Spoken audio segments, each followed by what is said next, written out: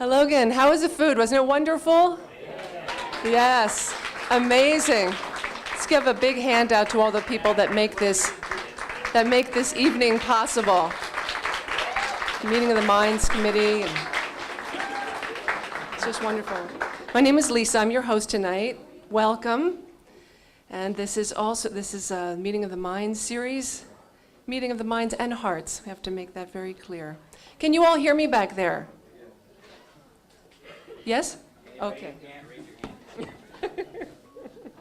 There's always one in every crowd. Okay. And a special welcome to our guests. Do we have any guests here tonight? You can raise your hand. Don't be shy. We won't do anything embarrassing to you. Well, an especially warm welcome to you this evening. We're going to start with a chant, a little prayer, and then we're going to begin the program, the introductions.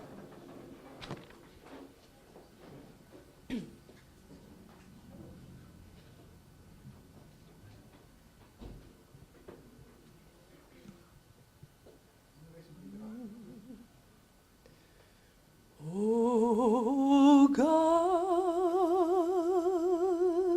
God, refresh and gladden my spirit,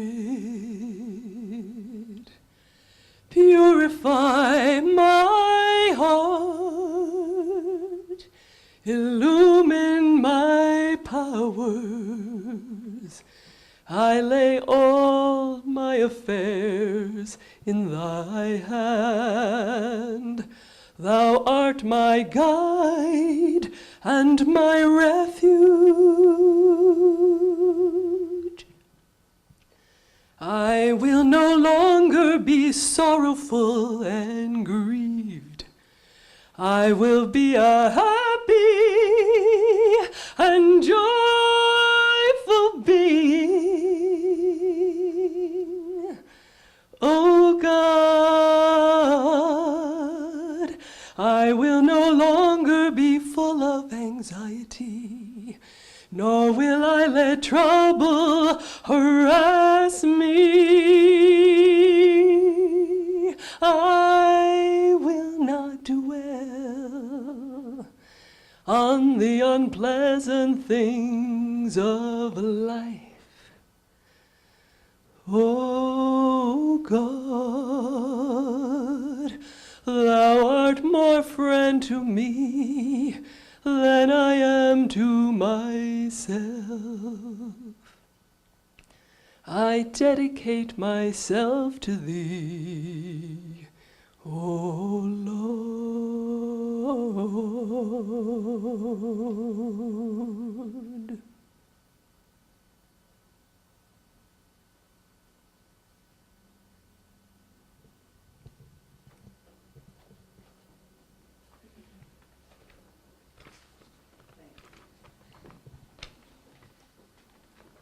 Okay, now we're going to pick it up a little bit.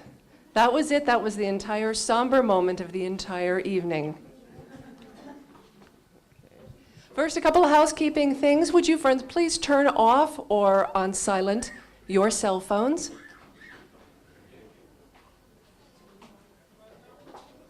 It'd be great if we can get through a whole night without a cell phone going on. Wouldn't that be great? Let's see if we can do that. Let's put that out there. Also, if you have children, young children, please, if you would have them near you. Yes, put them on silent, please. Bob said. Because we do have a lot of construction outside, so we just want to make sure that we keep everyone under an eye. My name is Lisa. Did I mention that? Yeah. Okay, just want to make sure you're paying attention, because I may change it and then it'll ask questions. Okay, I just want to say this, that how delighted we are to have Bob and Barbara Harris here this evening. I have known Bob, or actually he has known me my entire life, and we all hail from New Jersey. All hail New Jersey. Anybody else here from New Jersey? We have some New Jersey folks here. There we go. Yeah.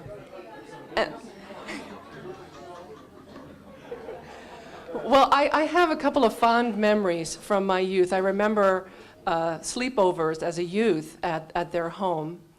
And I just want to say, for the record, that vase that was broken, I was exonerated of any wrongdoing that weekend. That was not me. I had an airtight alibi. Also, I remember this one occasion at unit convention where I was sitting there, and as many youth, kind of invisible, kind of want to be invisible, not really sure what we're doing with ourselves.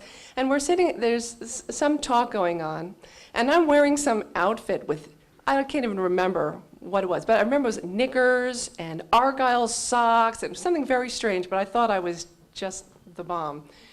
And there's this talk going on. All of a sudden, Bob's just starts looking over at me, and he's like, what's with the socks? He goes, and he just kept teasing me about my socks. And I'm thinking, am I going to get in trouble if I respond to this? Because there's someone talking, we have to be quiet and everything. And he was just kind of letting it go and just kept going, what's with the socks? And you would think how many years ago that was. We don't have to go into numbers, but it was a very long time ago. And I have to tell you what a fond memory that was, because it was funny and paid little attention to just some kid in the room, and I remember it to this day. It was just a really great memory, so I thank you for that. You're dressing much better. Yeah. I was looking for the socks, but I couldn't find them. So let me tell you a little bit about Bob. Bob he's traveled to 20 countries, probably more by now, meeting with youth, leaders of thought, heads of state, government officials, the media, all on behalf of the Baha'i faith. He is a member of the Northeastern Regional Baha'i Council. And we're just so delighted to have him here, because I know this is going to be a very engaging and insightful evening.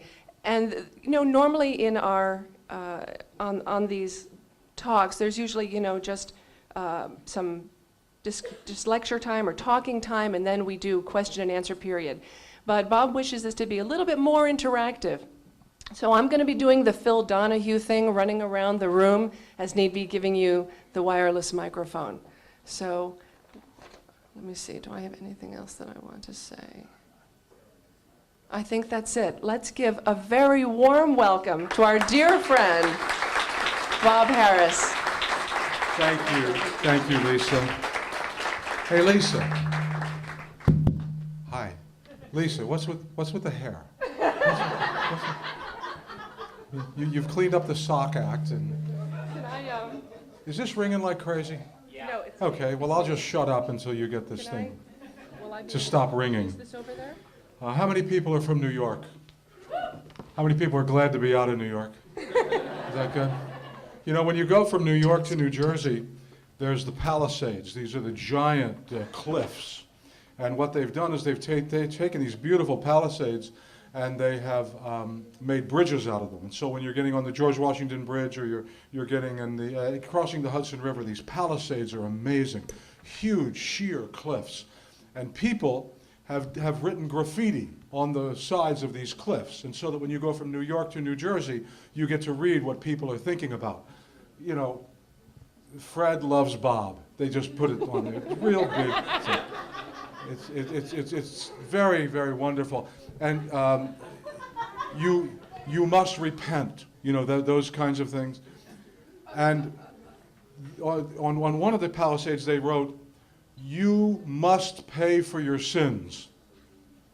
And then underneath, somebody wrote in a different color, "If you have already paid, please disregard this notice." Only in New Jersey.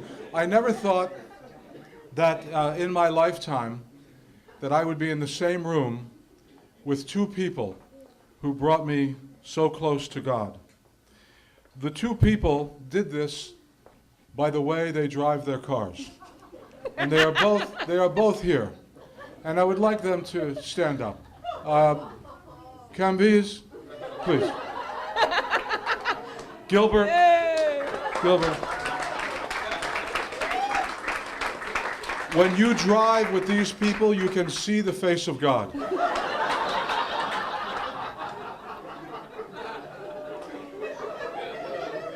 Now, in what city did you learn how to drive?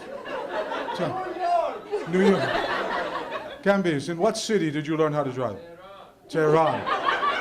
I think Gilbert learned how to drive in Tehran too, but he's not admitting it. I'll tell you, Baha'is, for those of you who are not Baha'is and you're learning about the Baha'i faith, Baha'is, we try to pray a lot. We try to be in a state of prayer and closeness to the Creator. And you are allowed to make up your prayers. You're allowed to make them up. It's great. And sometimes, in an emergency, you will make up the most sincere prayer. And it was with Camby's. There was a truck. And the prayer was very sincere. It was, "Oh God, please move this truck." And the truck moved, and we were commenting about the truck, and I said, "If something falls off that truck and hits us, we're going to be dead." And he said, "It probably would only hit your side." This is how selfless the Baha'i people are. I just want you to know that. Really, but to have these two men in the same room is a miracle to me. First of all, it's a miracle that I'm alive. And secondly, it's a miracle that you haven't hit each other in Clearwater. That is, it's wonderful. My wife is here. Barbara Harris is my first wife. Barbara, would you just wave? Hey. I met Barbara when she was 16 years old. One of her very, very good friends had investigated the Baha'i faith and became a Baha'i. And he changed radically. And because he changed so much, and he was really a very different person, that all of his friends came to investigate the Baha'i faith because they were afraid that he had been brainwashed or love-bombed, or that we had taken his brain captive and taken it to some Baha'i place, and that this was some strange cult. And I was sitting on the floor of this house because in those days, this is in the 1960s, we hardly would ever sit on a chair, even if there was a chair there. We always wanted to sit on the floor. And as this girl walked in, I took one look at her and I knew that I was going to marry her.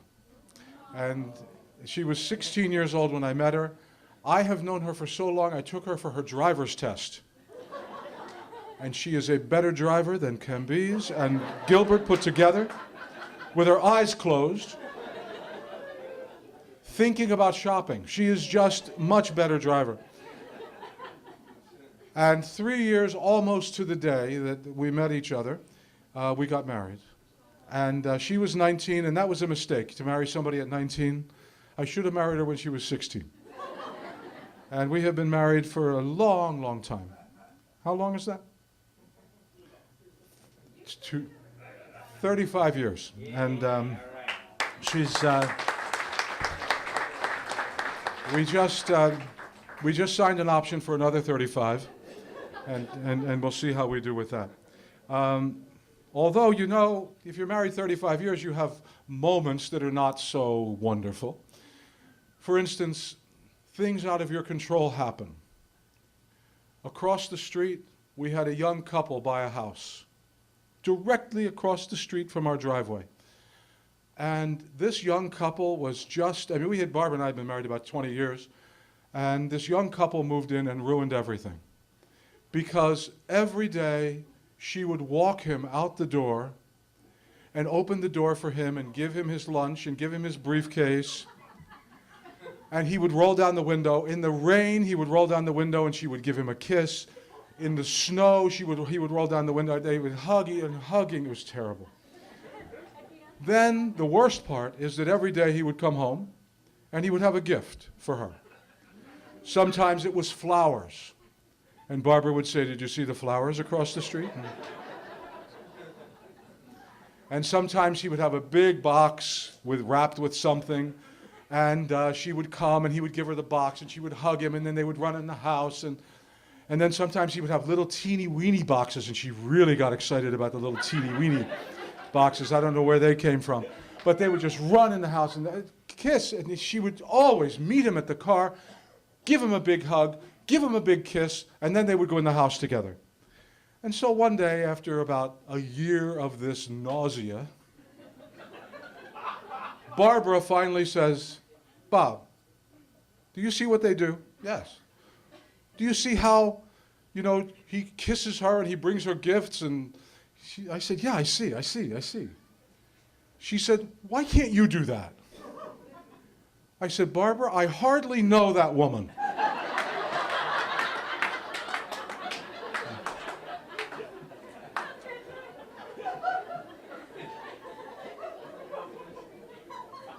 And you think I'm kidding. This is not easy, this marriage thing. How many people are not married? How many people are not married because a lawyer said you're no longer married? Okay. Yeah, the people with the biggest smiles. When you marry the right person, it's really wonderful. How many people loved this food tonight? Was that?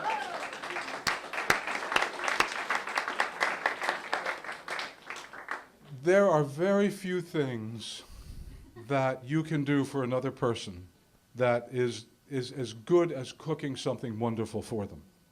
It's really wonderful.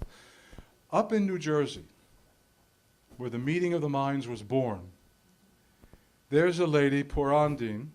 Puran, why don't you raise your hand? In fact, Puran, yeah, please. Puran is really the second best cook I know. My mother taught her everything she knows about cooking. But you should see her really cut beef. She can really cut and do this stuff. And my mother, who spent years in the restaurant business, she said, that Puran really can cut. And I said, do you know what she did before she became a professional Baha'i? She was a veterinarian. And she really, she could take cows apart and put them back together. And now she just takes them apart. Puran, however, moved to Florida. She left New Jersey. And my mother says to me, if you see Puran, tell her I want my meat slicer back. That she left the state of New Jersey with my mother's really good meat slicer. And she said, I never thought that Puran would steal something. And then my wife said, Kitty, my mother's name, you stole that meat slicer from me. So Puran, if you would not mind just giving Barbara back her meat slicer, we'll cut my mother out of the whole thing. Okay, the food. You know, Jeremiah's making a video of this. This drives him crazy. I just want you to know how to make a video guy happy. The food was especially enjoyed by the Baha'is, and you can ask your Baha'i friends about this, because tonight it's kind of like the Last Supper. Tonight is the last night that we can all eat while the sun is up, because tomorrow is the first day of the Baha'i fast. This is 19 days where the Baha'is, from the time the sun comes up till the time the sun goes down, if you're over 15 and if you're under 70, and if you don't have about 100 things wrong with you that you can, excuse yourself from the fast, that we don't eat or drink anything during the daylight hours for 19 days. At the end of the 19th day, guess what it is? It's the first day of spring. And we get to celebrate spring, and we eat all day long. It's fantastic. We just start eating and we don't stop until we pass out. We wake up usually around the middle of April. The Baha'i calendar, in fact, I don't know how much you know about the Baha'i faith, but this is a religion that commands its followers to have 19 parties a year. It's true. And each one of the parties has a name. It's a wonderful name because there are 19 months in the Baha'i calendar. And each month, we are told that we must get together, have prayers, talk about the business of our community, and have a wonderful dinner feast. It's called the 19-day feast. It's fantastic. I never heard of another religion that has such a great thing where you are commanded to have at least 19 parties a year. It's wonderful, so that we can be together. We can learn about each other. We can develop unity. We can have friendly relations with each other. It's fantastic. And so the Baha'i calendar is a very interesting thing centered around food. Food is the Baha'i vice. Food is where Baha'is get all of their evil out other than driving. So this is it. This is the Last Supper. Tomorrow when we wake up, you've heard the saying, eat, drink, and be merry, for tomorrow you diet. Eat, drink, and be merry, because tomorrow there are going to be a lot of growling stomachs among the Baha'is. And there are spiritual people who really look at the fast as a spiritual thing. And then there are materialistic Baha'is who are really basically terrible people who will look at it like, they look at their watch and they say, oh my God, and they look at the sun and they say, the sun is set, right? The sun is done. The sun is not set yet. Just relax. It's amazing. Baha'is who don't wear watches all year long, they put on the watch tomorrow, believe me, because they want to know what time that sun is down. How many people enjoy the fast? How many people try to enjoy the fast? How many people feel as though they learn spiritual lessons during the fast? That's good. It's wonderful, isn't it? Well, I have a song to sing. I don't sing very often, but I'm going to sing a song for you about the fast. Let me get this right. Yesterday, lunch was such an easy thing to say. Now I'd love a glass of Perrier. Oh, my last lunch was yesterday.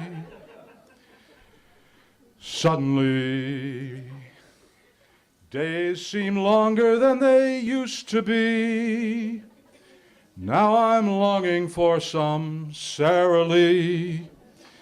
The fast came up so suddenly. I can't eat or drink while the sun is in the sky. Till then I'm dreaming of Big Macs and pizza pie. Yesterday, lunch was such an easy thing to say. Now my lunches seem so far away.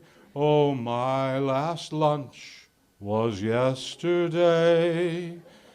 My last lunch was yesterday.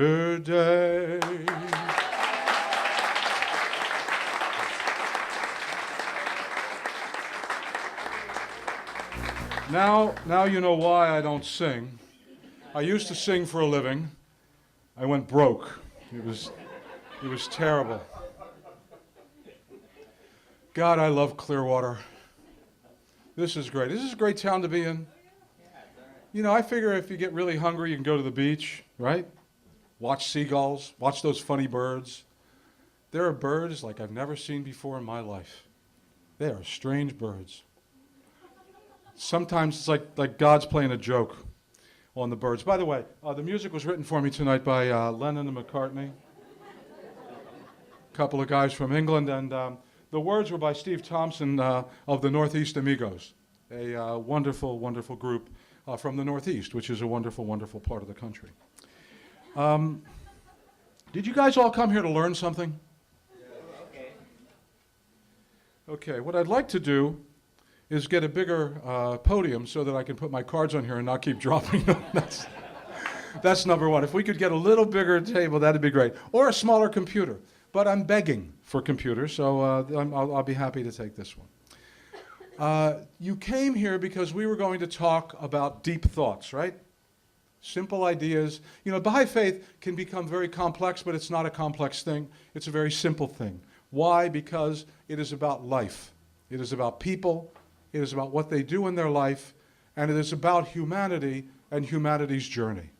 Humanity's journey toward the future. And so, Where's Lisa? Lisa, where did you go? Hi, Lisa. Okay. Lisa is going to be a very busy person. In fact, Lisa, why don't you come down this center aisle over here? Do it from the back. Because we're going to be doing some, a lot of people are going to be doing talking. Okay? And Barbara, I'm going to count on you to help me understand. Okay? I have 2 of the very best hearing aids that money can buy. They are fantastic. These are the best hearing aids you can buy. They're made by a company called Siemens. It's a great company. Well, I bought these hearing aids at no small expense. And I'm telling my brother, you know, these are the greatest hearing aids ever. They're the best. And he said, oh, what kind is it? And I said, about 1230. So they don't work. That's what I'm telling you. Okay? So, Barb, if I say anything wacky, please just stand up and say, Bob, you didn't hear her. Okay? Okay, Lisa, pay attention. Here we go. You can all see my PowerPoint. Here we go. You ready? Simple thoughts about deep subjects. Now, these subjects are deeper than we can imagine, and my thoughts about them are simpler than you could ever imagine. These are simple. How many people owned a television set in 1961? 3 of you. How many? Cambiz, you had a television set in 1961? What channel was it getting? The Shah was on that channel, I'm sure. Okay. In 1961, I was 11 years old. There was a TV show called Ben Casey. And this guy over here, Vince Edwards, played a young resident neurosurgeon. He was a neurosurgeon learning how to cut people's brains apart, save their lives, and every week he had a new impossible case. Every week, some new tragedy would befall someone, and who would save them? Ben Casey. And who was Ben Casey's mentor? This guy here. His name was Dr. Zorba. And Dr. Zorba would start each issue, each episode of Ben Casey, and he had a blackboard. And on the blackboard, he would draw the symbol for man. And he would go, man. And his hair was like this, only worse. His hair was wacky. Man. And then he'd draw the symbol for woman, and he'd go, woman. And then he'd draw a little star, like an asterisk, and he'd say, birth. And then he'd draw a cross, and he would say, death. And then he would draw the symbol for infinity, and he would say, infinity. I was 11 years old. I figured this is life. For a half hour, I'm getting philosophy.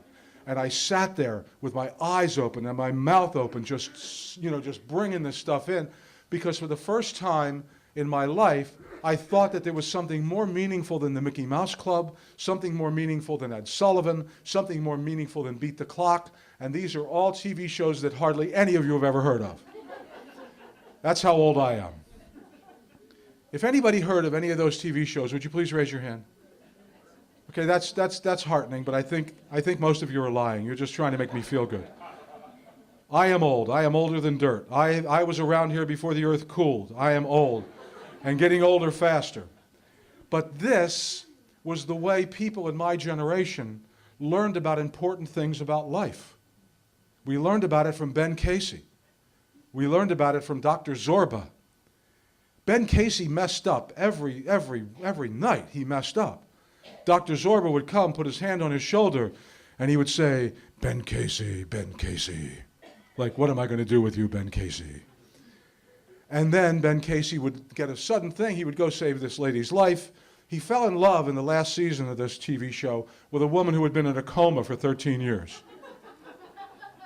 It was pretty lame. And it was in black and white. The whole thing was in black and white.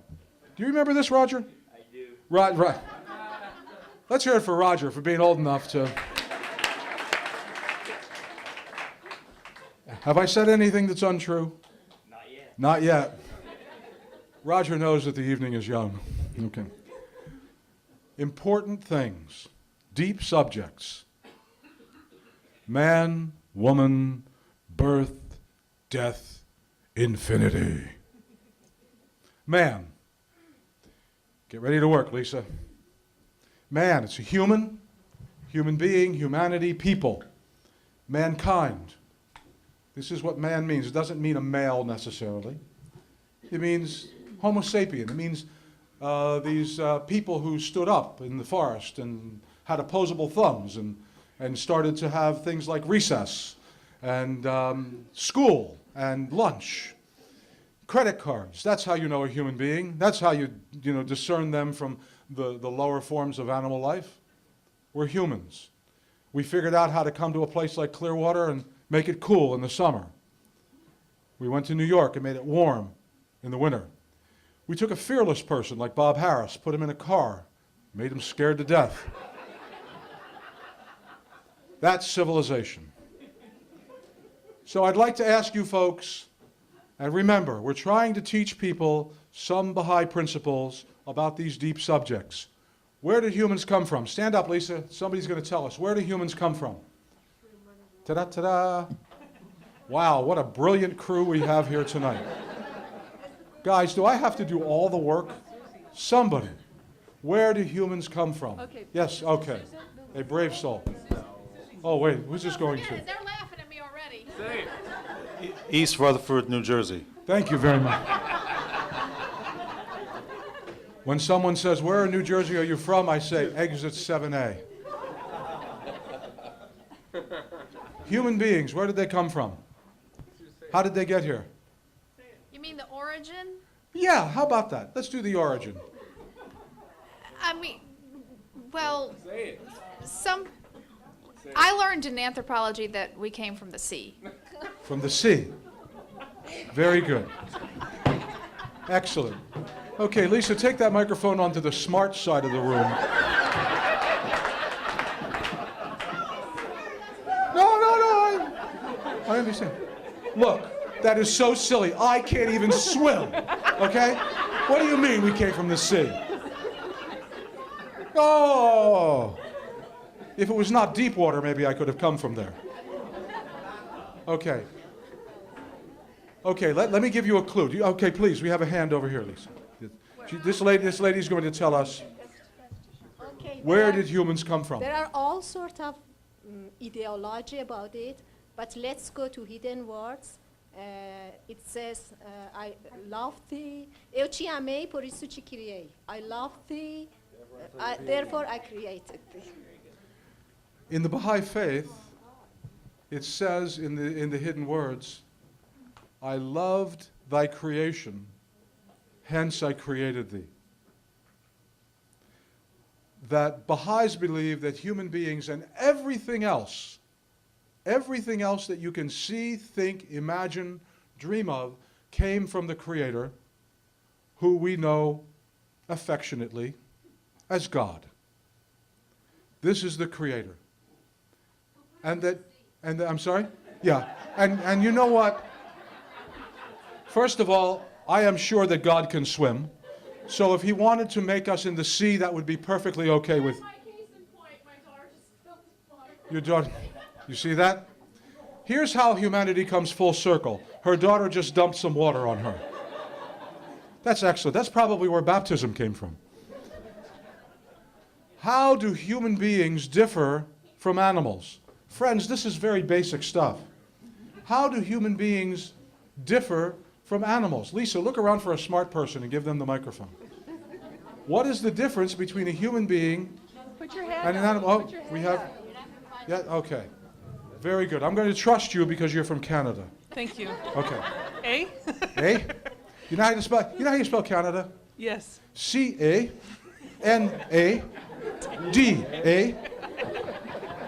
I'm sorry, I don't mean to make fun of you because you're from Canada. I don't. Actually, I do mean to make fun of you because you're from Canada. Thank you. Why are they different from animals? Because we human beings recognize God. Or Human beings recognize God. Good question. How do we do that? our intellect, Intellect, good. What else? human spirit. human spirit? Because, and again, this is a simple thought about a deep subject. You're not going to find this anywhere in the Baha'i writings in these exact terms. But God made all of creation with his qualities, with the qualities of God. And so you have a rock that has some of the qualities of God. You have birds that have other qualities. You have clouds, you have water, you have earth, wind, and fire. You have all of these things. But in the Baha'i writings, Baha'is believe that God has put all of his qualities into human beings. And that a chunk of God, this is the part you won't read, a chunk of God is within every human being. And that it is potential within a human being to reflect the qualities of God if that human being exercises their free will in order to recognize the connection with their Creator. It's kind of like we have a soul, and the soul is a mirror, and the mirror can only reflect the light of God. And that is the connection that we have as the supreme creation of God, spiritual connection, the spiritual capacity to recognize God. I love that. Human beings, how do they organize? How do they organize themselves? What do they do?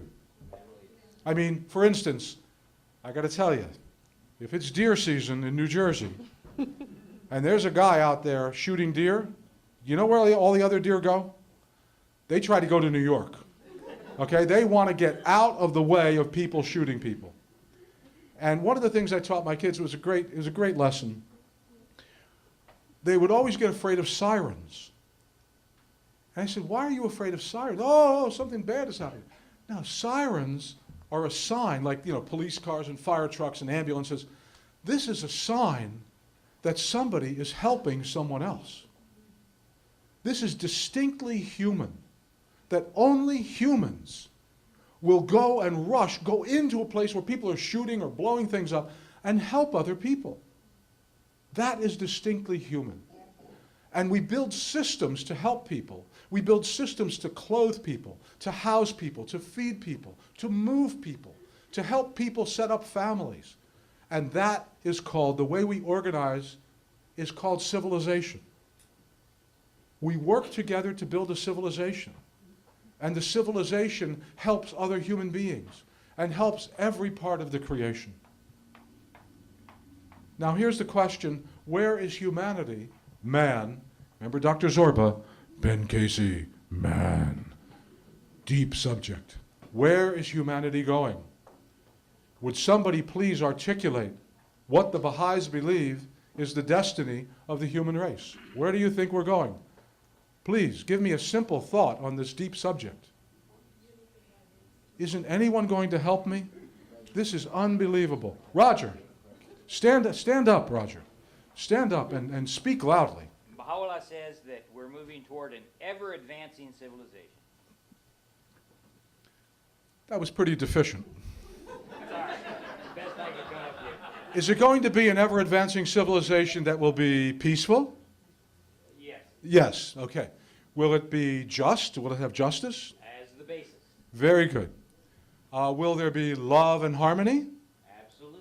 Very good. Will there be separation and prejudice? A little bit. A little bit, but hopefully not enough to matter. Okay, Lisa, where are you? This gentleman has his hand up. We are told also from Jesus that tells us from Lord's Prayer. This is where the initiation of understanding has been invested into human mind. Very good. Whereby he says it will be on earth as it is in heaven. Sure. There's a lot of keys in mysteries that are in that particular Lord's Prayer that can be demystified in the ways of things to come. That in this day and age, we pretty much are told what would be prescribed. That prayer, as a young child, that prayer confused me, because it was during that prayer that I figured out that the name of God was Harold. Harold. Our Father who art in heaven, hallowed be thy name. And I'm saying, why would his name be Harold? But in that prayer, Jesus says, He promises, thy kingdom come, God, your kingdom is going to come. Thy will be done on earth as it is in heaven. That is the great promise of Christianity. And guess what? This great promise is in every religion. And this great promise is what the Baha'is believe is coming into reality today with the teachings of Baha'u'llah. Okay, deep subjects. Remember them? Man, woman, birth, death, infinity. I got to hurry up because the TV show will be over. Woman, female human, humanity, people. This is the female side. How have female humans gotten along with male humans? Badly. Now, there's a lot of evidence that there has been a lot of getting along together. Just look around. No matter what else happens, there's a lot of people in this earth. And a lot of people are here because of this male, female, man, woman thing. That's, okay? Is that pretty good? But how have female humans generally, in the terms of civilization, gotten along with male humans? Somebody must know this. Huh? Yeah. Oh, Lisa. Lisa June. Right over here. Here we go. This is great wisdom we're going to get. Well, unless it was a society that allowed women to be like the more matriarchal of the society, such as a lot of the Native American cultures. Yes. Women, So there If have been examples of societies that were really run by women. yes. Okay. But then you also had we'll say Rome and the first popes and all that. You had, let's see what they would be well, it would have been the. Patriarchal. Patriarchal well- as opposed to matriarchal. Well, It's all that Latin. but even some of the civilization in, I guess you would call it Europe and that before the church came to be. I don't- Are you saying that I'm was thinking- matriarchal or patriarchal? Those were, well, a lot of those were they revered women. You had what they called the goddess and maybe what was understood as what they called How many people are in favor of witchcraft goddesses? or things like that. We love goddesses. Which were revered women. Were they like the pagans, or they called them before that? So you had some of the appreciation of women and nature and that type of thing. But since the year 2000 And then BC, when you how have we had, done? I think after the Catholic Church came to be, it subjugated women to below men. Uh-huh. And historically, unless you had countries such as you had Queen Elizabeth, who rose and stayed in power and did great things, but you had a lot of, very few women in that role of leadership of the world. I didn't know we were going all the way back that far. Well, but- even but today, even Even like, today. because in the 70s, you know, for those of you who don't know, the Equal Rights Amendment was never ratified. So women really don't have rights even today in this country, even though it's assumed we do. So, And So this is when- only one of about 180 countries where women are really not treated legally in Correct. many of the same respects that men are. But, and so typically, there has been a terrific conflict between rights, and especially rights that people can exercise, between men and women. Correct. For instance, in 1920, if you were a woman and you lived in America, you could not vote. Right. It's really quite recent that men and women have had some equitable legal rights. but women are also finding with our society kind of falling apart now, that violence is even more prevalent. Yeah. So because of the violence toward women, it's a sign of the civilization decaying, and it kind of tells us women where we really are on that scale of value. Okay. Lisa, find someone who will answer this question. What does Baha'u'llah say about men and women? Raise your hand so I can see you. Okay, I'd like to have a man answer this, Is your hand up? just to make sure that we all understand this. Okay, very good. Thank you very much. If you could stand up, because I can you hear me back there? Yes. Can you see me? Okay, I But- can't see back there. Based on Baha'u'llah writings, man and a woman, they were created from day one equal, and Baha'u'llah promoted it. Very good. Absolutely equal. In fact, for those of you who have not read any of the Baha'i writings about this subject, Baha'i writing says that humanity, all of humanity is like a bird, and one wing is male and one wing is female, and unless both of the wings are equally strong, this humanity is not going to get off the ground. And if we look at the violence, and if we look at the exploitation, and we look at the subjugation, and we look at the disunity, and we look at the injustice, we realize that humanity really has to get it together in this most basic, fundamental part of civilization and the relations between human beings. And believe me, this is a very, very important part of what the Baha'i faith is about. We believe that the future is very bright, and we believe that in every part of human affairs, men and women who not only are equal, but that they will begin to act in that way. That's very good. So we did men and women. Now let's do birth. Aww. Birth, nativity, beginning of life, the prolongation of the human race. This is the evidence that men and women aren't at war all the time. Why are babies so cute? Does anybody know why babies are so cute?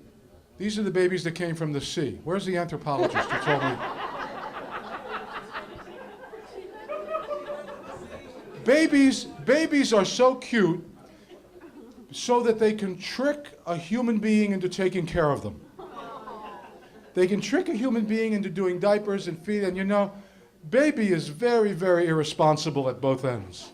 And it's not easy being a parent or even seeing a baby.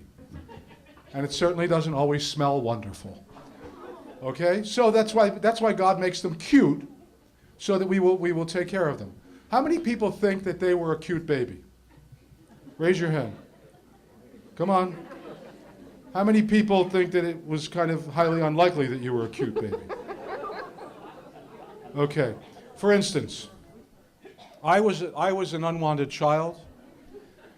From the moment I was born, really, my parents began to fight. My toys that we had to play with, my bath toys for playing in the bath, was a hairdryer and a toaster. It should have tipped me off right away that they didn't want me around. Babies are little people who grow up to be big people.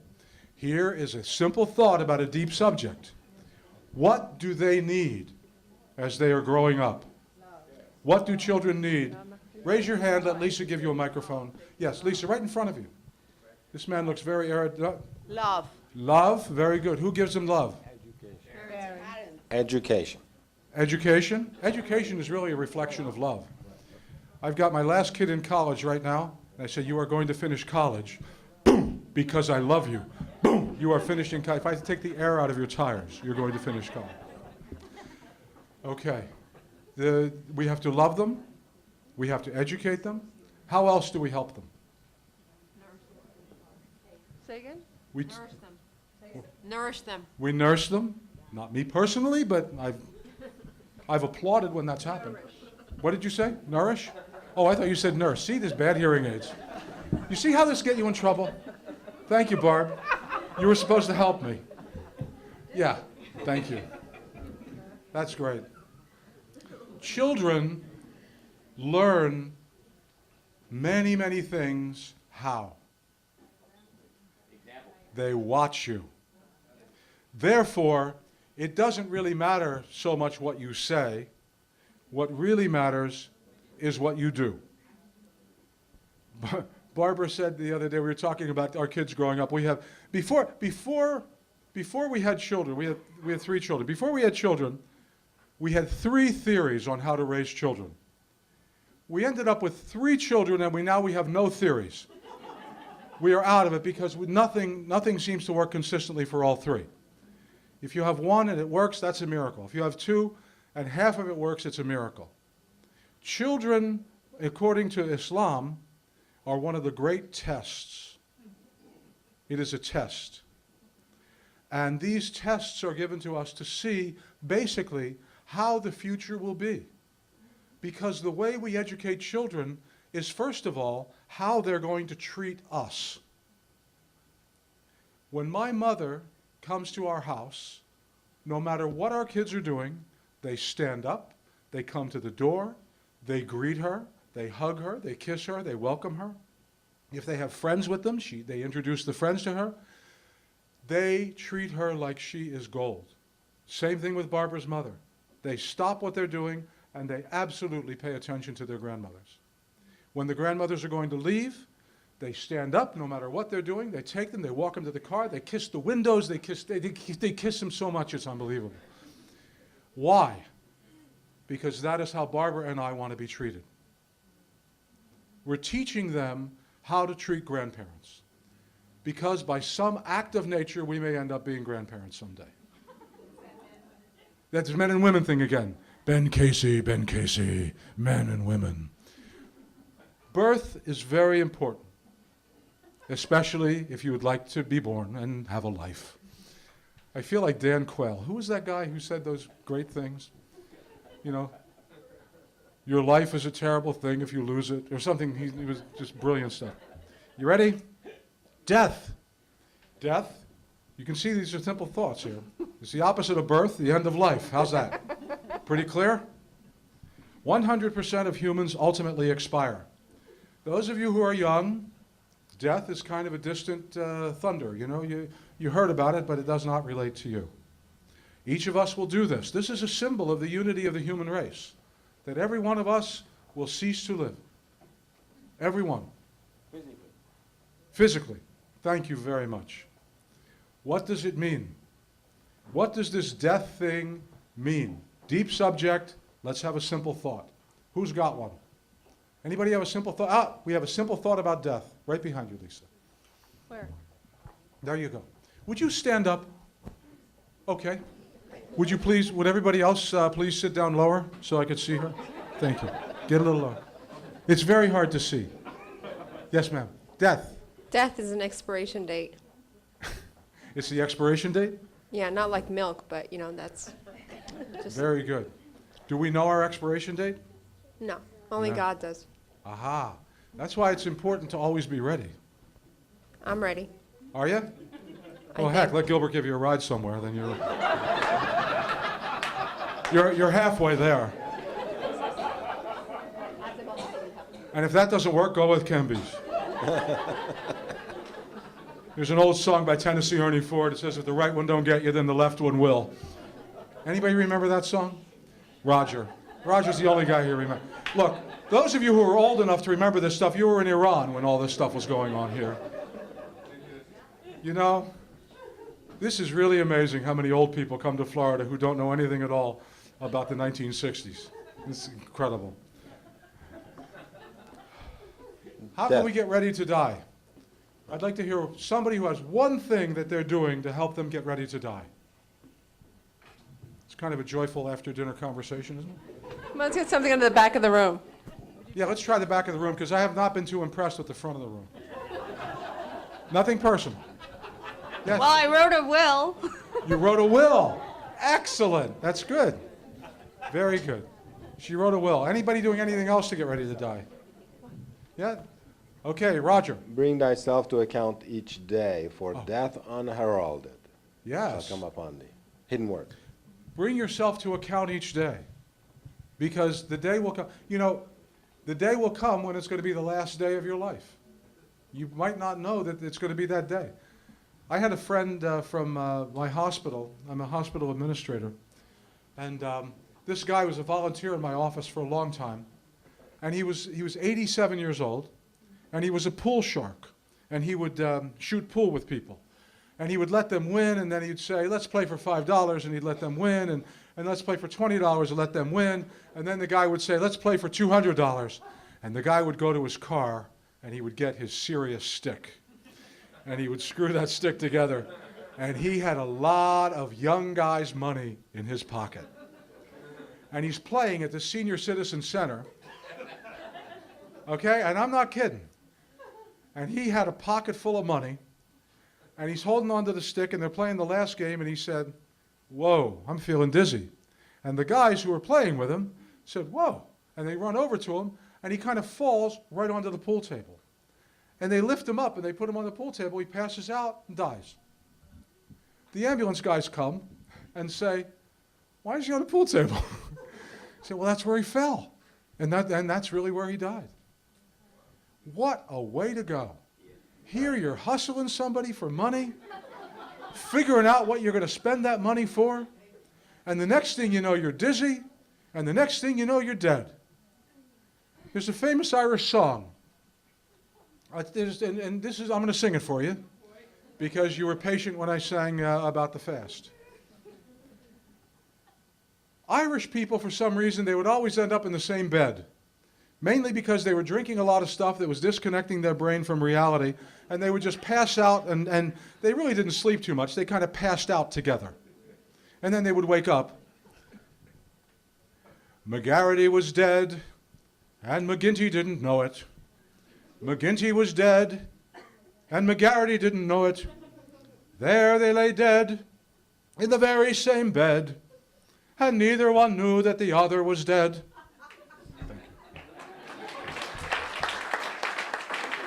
I didn't say it was a classic Irish song. It's not like Danny Boy, it's McGarity McGinty. We're all going to die. Infinity. Remember now Dr. Zorba, Ben Casey, man, woman, birth, death, infinity. Infinity means that it always was there, it always will be there. Infinity means without bounds, it means without any interruption. It's impossible to grasp infinity like it is impossible to grasp all of the stars or all of the grains of sand. What does this infinity mean? What infinity are we talking about? Birth, death, Can we hear from somebody else? life, man, woman, children, people, humanity, civilization. Infinity. Who wants to talk about infinity? Very good. We're in the back of the room, everybody. Here comes wisdom. Earth. Earth? Always been here, always will be here. Really? That's based on the writings. Now there are scientists who Baha'i don't agree writings. with you. Scientists, they can say whatever they want based on the Really? Baha'i writings. Really? You think it was here forever? Well, it's in writing. Wow. That's very good. Does anybody have a scientific fact to talk about? Gilbert. Hold on, pass this over, please. Very good. Infinity is atemporal. Atemporal. What does that mean? Temporal. Timeless. Timeless. What is timeless? I'm sorry? Forever? But who, what is timeless? Barbara Ann.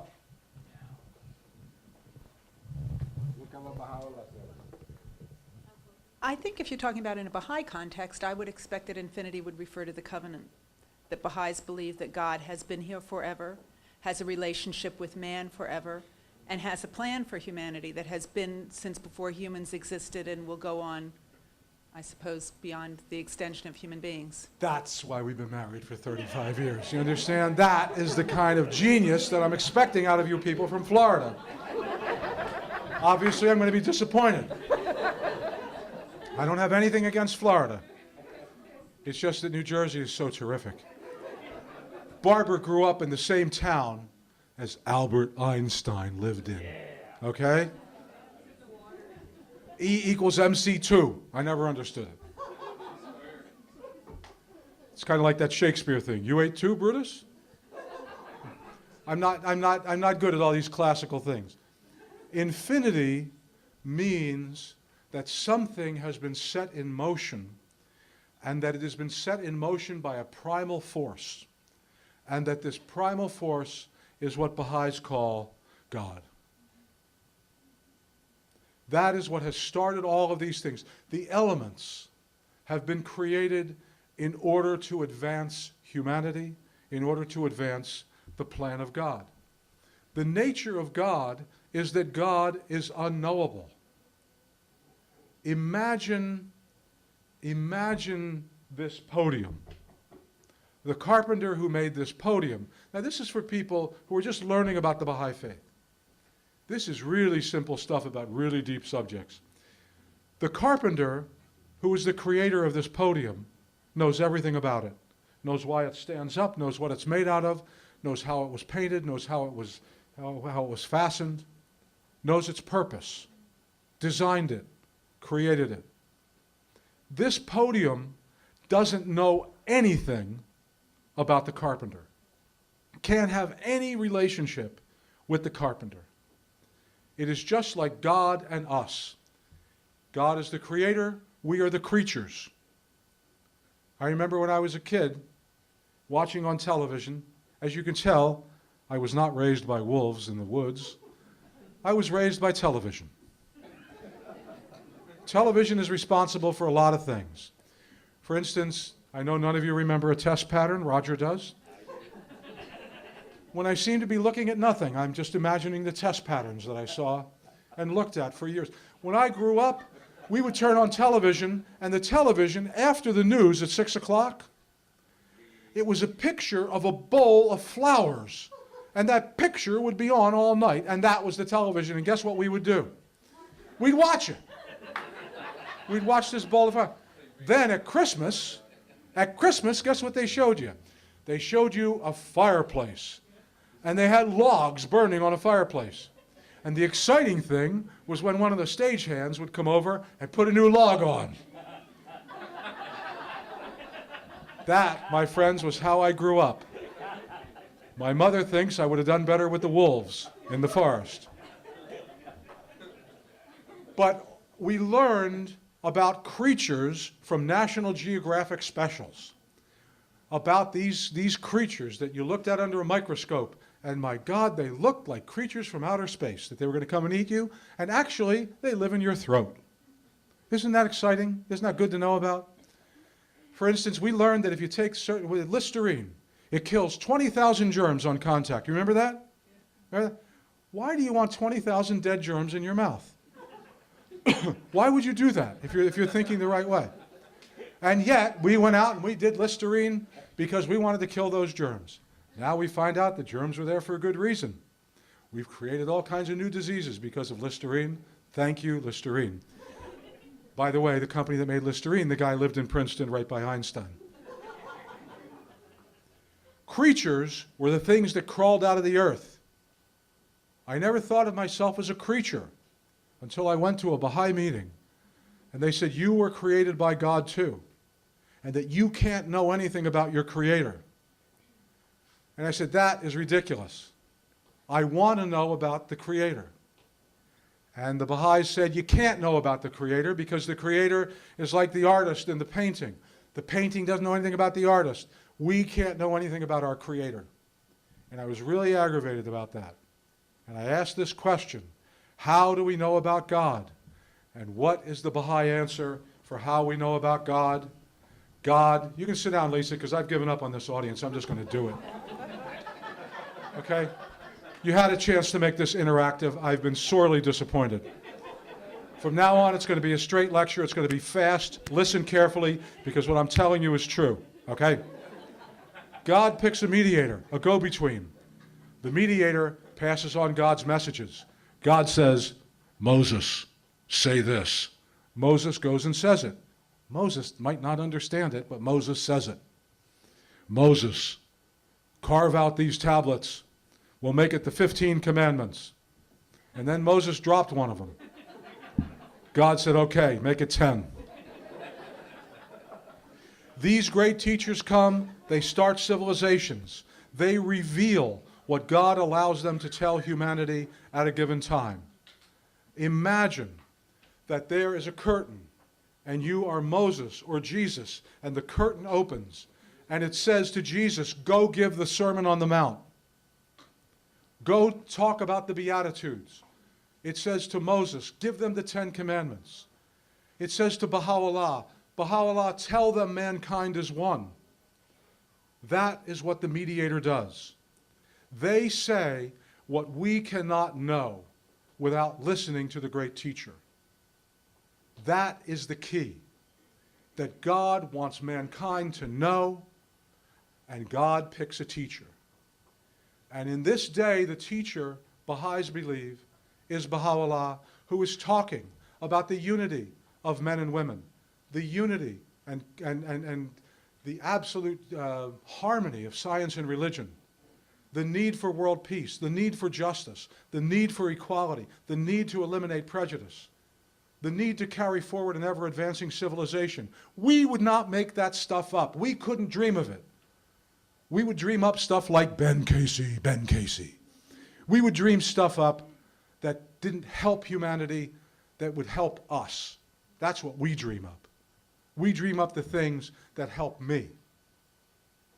God dreams up the things and tells his mediator about the things that will help carry forward an ever-advancing civilization. That is the key. Revelation is what we have today that gives us all great hope. Here is revelation from Baha'u'llah. Baha'u'llah tells us something that we would have no way of knowing if he did not reveal it. In this day, a great festival is taking place in the realm above. For whatsoever was promised in the sacred scriptures hath been fulfilled. This is the day of great rejoicing. It behooveth everyone to hasten toward the court of his nearness with exceeding joy, gladness, exaltation, and delight. This is why Baha'is are happy. Baha'is are happy because of this great day, because whatsoever was promised in the sacred scriptures hath been fulfilled. Jesus promised, thy kingdom come. Isaiah promised that the swords would be beaten into plowshares. The promises of peace and unity and happiness are in every religious tradition, and what Baha'u'llah has come to say is today is the day. Now is the time when humanity must work together to create on earth the unity of the human race. Why? Because this is why God created you. In one of his writings, Baha'u'llah says, know ye not why we created you all from the same dust, so that one would not exalt himself above the other? You are all brothers and sisters, and we need to live that way. That is the message of the Baha'i faith. And whenever I'm in an elevator and somebody asks me about the Baha'i faith, or I'm waiting for a bus or a train or a plane, and somebody says, I got to get on this plane, but tell me real quick about the Baha'i faith. I say, look, if you're ever on Jeopardy and Alex Trebek has some kind of clue about the Baha'i faith, you ring that buzzer, and the answer is unity. The answer is always unity. Whatever you can imagine becoming unified on this planet, Baha'is are in favor of. Unity. Because unity is what God willed for his creation. He did not create us to be separate, to hate each other, and God forbid he did not create us for war. He created us for peace. He created us that every man and woman and baby would be happy and fulfilled through eternity, through infinity. Ben Casey had a good teacher in Dr. Zorba, and you folks have been really wonderful tonight. I was really pretty impressed with some of the stuff you had to say. Some of it was remarkably interesting. Some of it was remarkable. I really liked the expiration date. I thought that was excellent. Excellent. I'll use that. And I hope that you got an idea that these deep subjects are very simple. In Baha'is writings, there is a wonderful, wonderful quotation where Baha'u'llah says, my first counsel is this. Now imagine what his first counsel would be. My first counsel is this: possess a pure, kindly, and radiant heart. It means be nice to each other, love each other, take care of each other, and let us all together move forward and create the kingdom that God would have us create. Thank you very much. Thank you so much.